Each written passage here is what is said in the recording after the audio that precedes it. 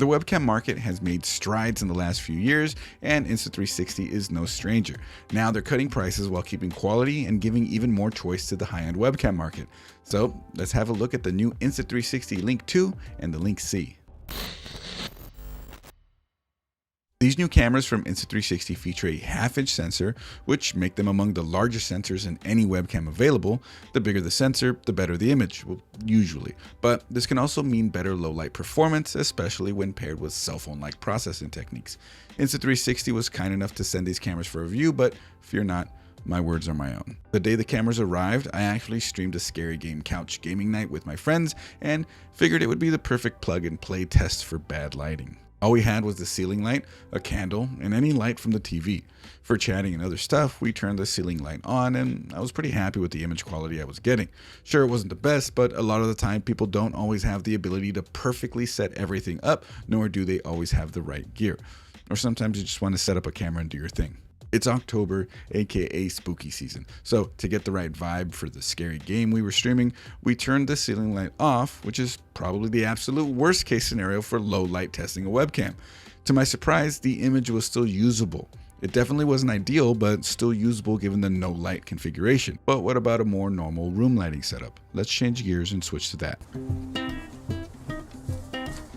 I need to ask you something. Are you subscribed to our YouTube channel? Because if you're not, hit that subscribe button and also follow over on Twitch. Links are right over here. All right, I'm out of here.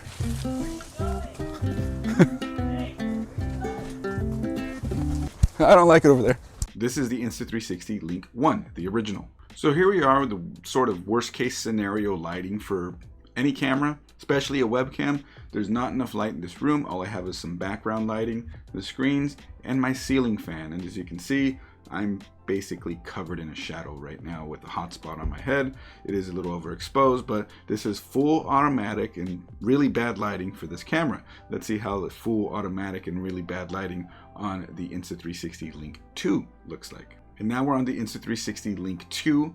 Again, full automatic settings. I haven't done anything. All I've done is install the software and that's it. Added it to OBS, and it's actually quite a significant difference in automatic settings with how it looks like, because this honestly looks, well, it doesn't look great, but it looks fine. It looks a lot better than the Link 1 did, and it looks a lot better than any webcam on the market probably would be able to pull off with automatic settings that isn't on the level of these webcams. I'm talking anything like in that Logitech C920, C922 range of products. Now we're back on the Insta360 Link 1, the original, and I have good lighting finally turned on, overhead lights, side lights, that light, everything's on in here, and the detail difference is massive. Everything looks better. And again, we're still on full automatic. This was always something impressive that I found with the Insta360 Link cameras. Let's see if the Insta360 Link 2 also carries that impressiveness. And this is the Insta360 Link 2, good lighting, full automatic, and I have to say, it does indeed carry an impressiveness to it.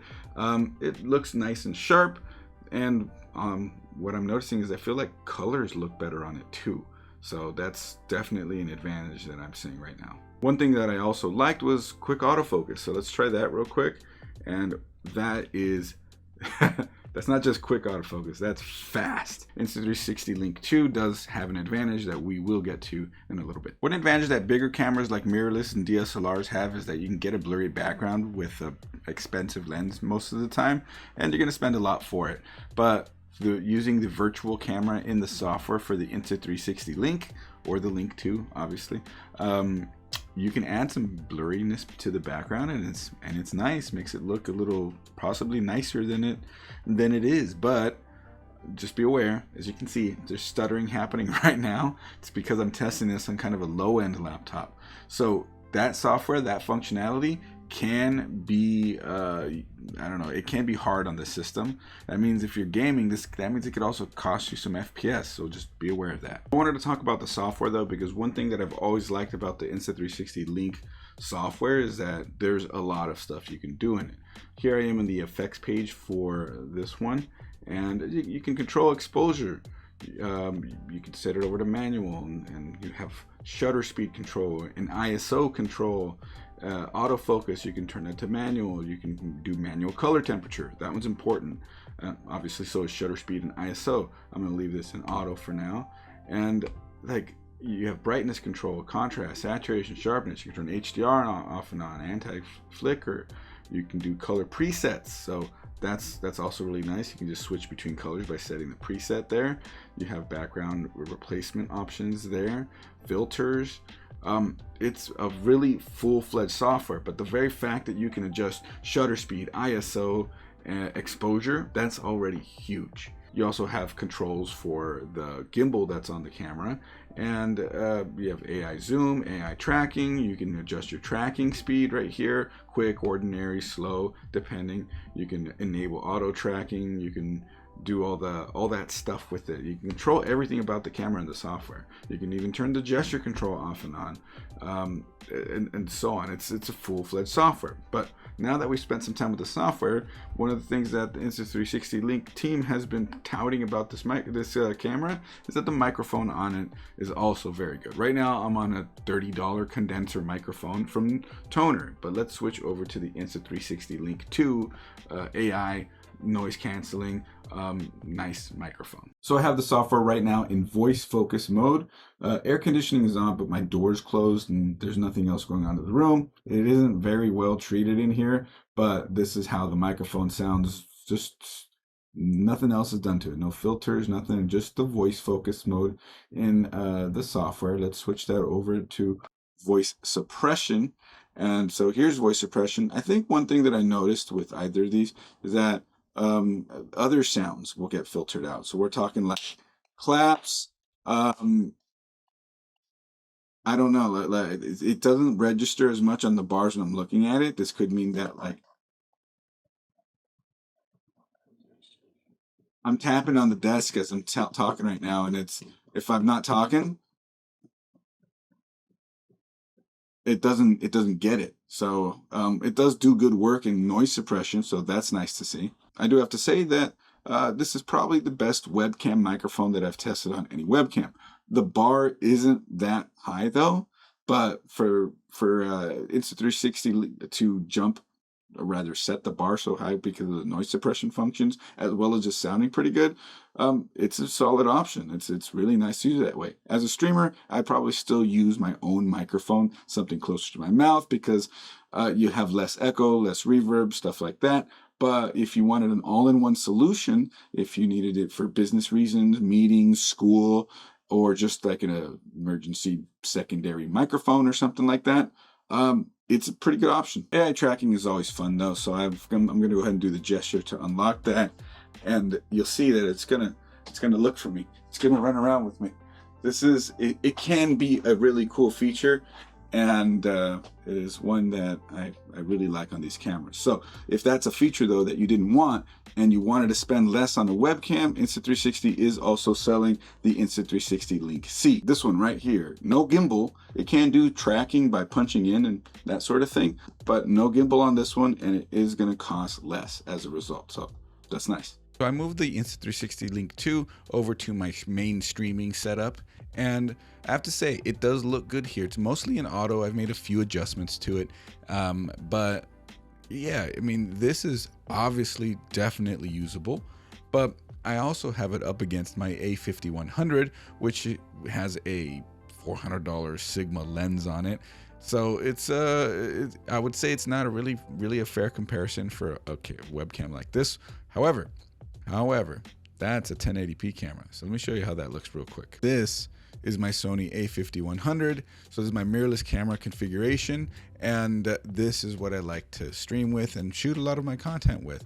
And I think it's a good looking shot. It looks pretty good. Colors are nice. You get a little bit of that blurry background with that expensive lens, but that's the thing.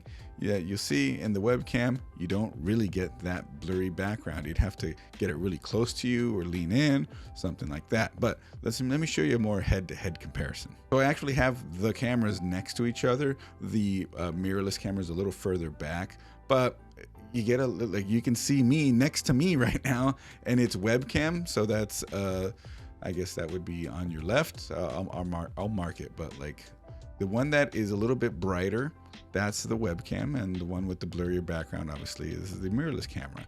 And you can see here with a direct comparison that you do get a lot of details still. I'm like talking to you guys, I'm looking up at my own image right now. It's trippy. I've deleted the background so I can actually overlay myself next to myself using NVIDIA background removal. Really awesome little function, and that's being used on the webcam right now. So you can see that there's a little bit of like, I would call it like a color depth difference. But again, we're talking, you know, a $500-600 camera setup next to a sub $200 webcam. Isn't that's worth mentioning?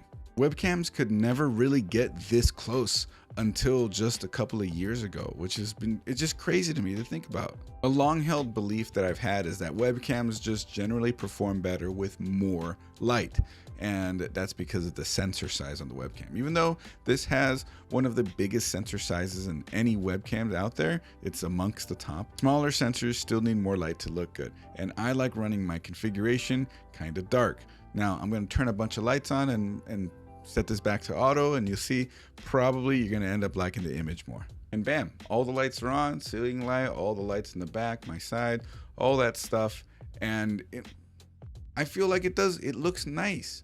It doesn't have I can't pull off that dark look that I can pull off with my other camera, but just to show you how the other camera looks, the way more expensive mirrorless camera configuration. And I mean, this still looks good, but it starts to close the gap when you compare like this, because like this is perfectly usable. We got 4K, we can punch in. The other one's 1080p. I can't punch in. It starts to lose clarity immediately as soon as I start zooming in, where I'll be able to maintain clarity on this one. So it has its advantages. It still looks like a webcam. Just a really good one.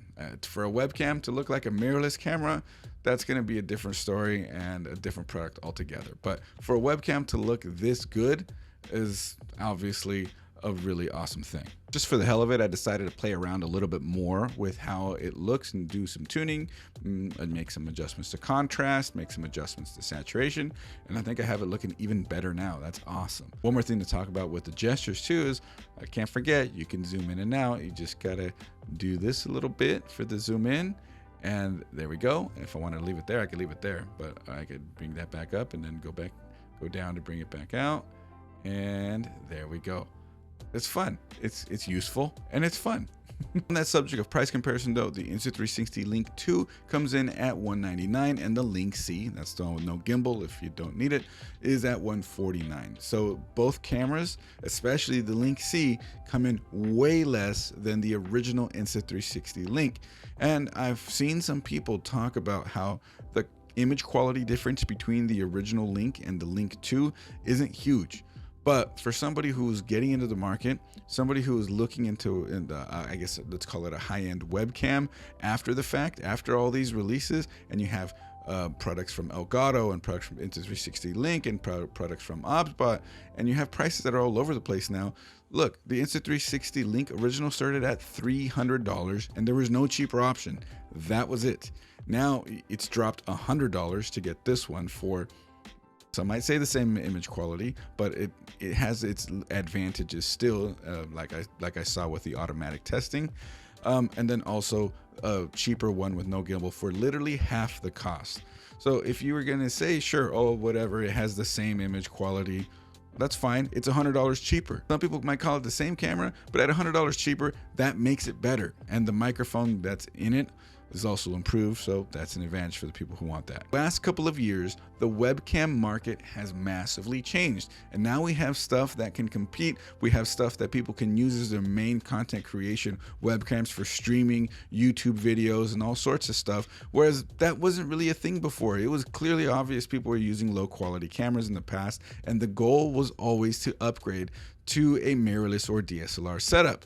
I think now with options like the Insta360 Link 2 and the Link C, these cameras might end up being that goal. Anyways, if you like this video, you know what to do. Hit that subscribe button and that bell so you don't miss a single upload. Also, I stream to Twitch every Friday at 8 p.m. Pacific at twitch.tv/CoalitionChris. So if you want to talk more stream tech, cameras, PC building, or anything like that, feel free to stop by, drop a follow, and let's talk tech. Anyways, that does it for me. My name is Chris, and I've been your stream technician. I'll catch you guys in the next one.